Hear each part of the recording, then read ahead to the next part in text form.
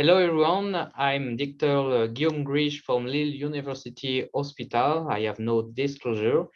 And today I want to talk with you about the clinical chemistry in NAFLD as a special interest of biomarkers and clinical chemists.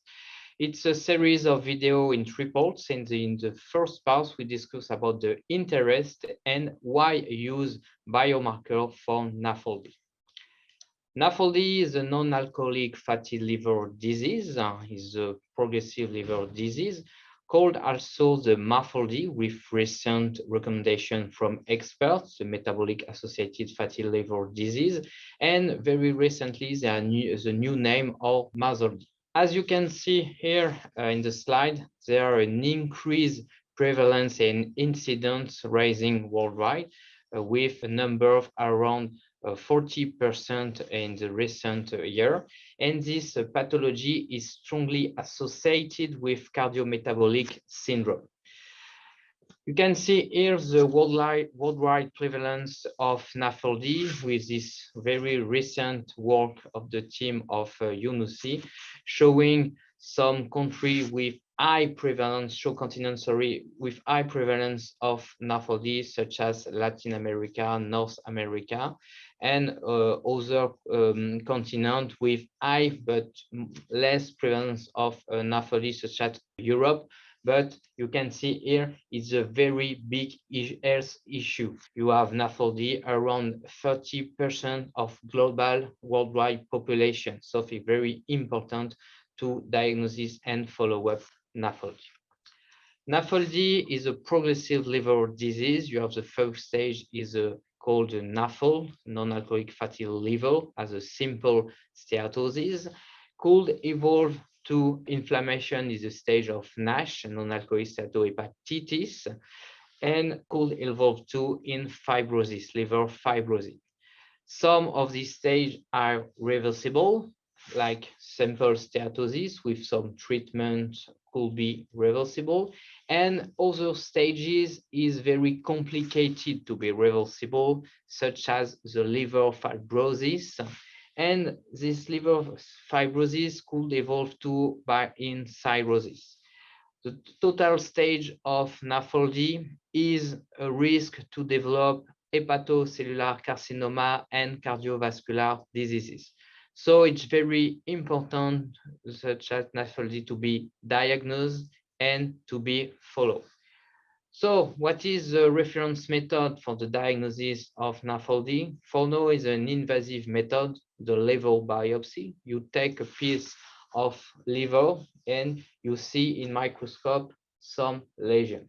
The lesion are the steatosis lesion, accumulation of lipid droplets here, ballooning with the balloon cells. You can see here some balloon cells. Inflammation, so you have some lesion of inflammation here, and you can see in some advanced stage the lesion of fibrosis. So to determine the stage of NAFLD, you have to put the combination of histological lesion into scores. For example, here we have the scores of BEDOSA.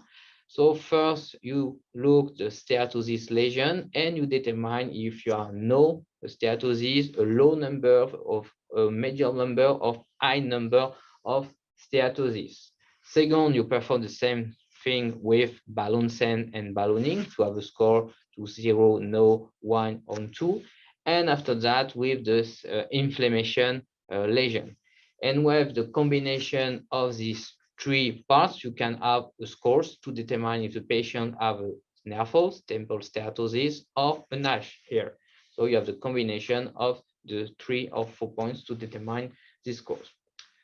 But this is a big challenge for histology here, because it depends on you observator, you anatomopathologist, to determine if you are NAFL, NASH, or others. There are some studies showing that a variation, discrepancy between operators here, as you can see here. When a pathology say no NAFLD, okay, it's no NAFLD for the A, no NAFLD for the K, is accuracy here. But you are also some case of pathologies A respond yes and pathologies B respond no. So this is variation. This is not the same. So you have a lot of number of papers showing there are variability between operator related to subjectivity. So it's very complicated because you see under the microscope the lesion or not. And also in case of liver biopsy, you could have pain and possible outcome for the patient. So it's not riskless. So you have a risk when you perform liver biopsy. It's so necessary to go to non-invasive method. The first non-invasive method could be used is imagery with ultrasound, elastography, measuring the tissue stiffness, or also MRI. It's non-invasive. It could be good to measure the liver lesion. Unfortunately, there are also some limitations from imaging related to the technique. A paper study show that the lack of performance for imagery compared to biopsy is not perfect. And you are also limitation related to patient. Indeed, when you have NAFLD, you have chance to the patient is obese, for example. So you have a lot of fat in the patient, could be decrease the performance of imaging such as tissue stiffness. So it's necessary to use other non-invasive method, and we can talk about biomarker. So why use biomarker in NAFLD? Because biomarker is a strict number. You have the number is not related to subjectivity of operator, is related to device, analytical device.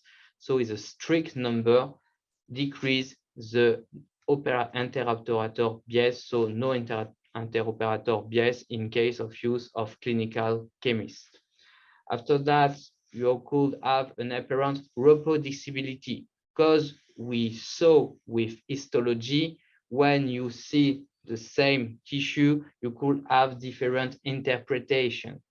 In case of clinical chemist, is a number, you don't have this difference between analysis.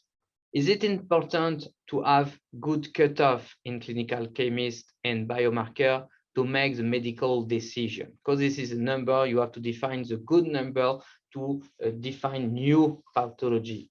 For example, here you have a population with healthy subject and also population with disease subject.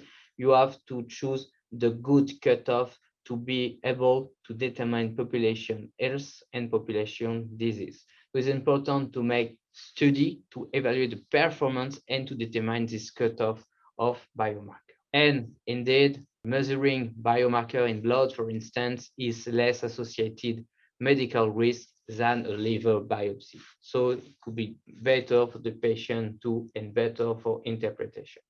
So what is a good biomarker here? A good biomarker must vary with the pathology in terms of increase or decrease, but must vary with your pathology and not with other pathology. It must be reflect an organ dysfunction. So, for example, here you need a biomarker for the liver. It must be varied with the liver and not for heart failure, for example, or other organ dysfunction. At the right time is not too soon or too late. It may be interesting too soon when we want to have a prediction of the evolution of the disease, but your biomarker need to be modified the right time you defined before this. And also, a biomarker is important for the diagnosis, but it's very interesting to have the biomarker varying also with the progression of pathology and resolution of pathology too. When you have the disappear of pathology, you must have a decrease of this marker signal. It's interesting and necessary to the follow-up of patient. And finally, you have to choose the optimal biological medium, because in clinical chemistry, we could have several biological medium, such as a CSF, for example, of other biopsy, urine, or blood. So you must choose the good biological medium. The ideal biological medium is the blood, because it's very sensitive to biological environment and systemic expression of the disease. You could also use the urine, but in the case of NAFLD, urine concentration could be related to potential kidney disease, kidney failure. And you could have some patient in this case, so urine must be used carefully in this case. I consider to use biomarker in blood is better. So to summarize the first part here, why when use biomarker in NAFLD is to the diagnosis, so to screen a specific population, you could use biomarker. You could use biomarker also for the follow-up, because for now you need to make several biopsy to follow the patient. Biomarker follow-up could be better for that.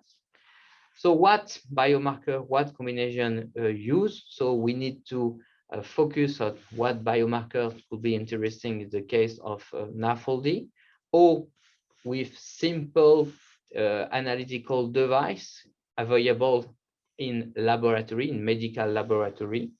You could also have some issue of repeatability, reproducibility. So you need to choose the ideal marker with good performance, and your marker need to have a validation. So you need to look after the sensitivity, specificity determined by, for example, by area under the curve, the rock, and you can choose your biomarker or score or biomarker according to this marker. So thank you for your attention for this first part, and we can see at the next part the specific markers of hepatic steatosis and NASH. Thank you.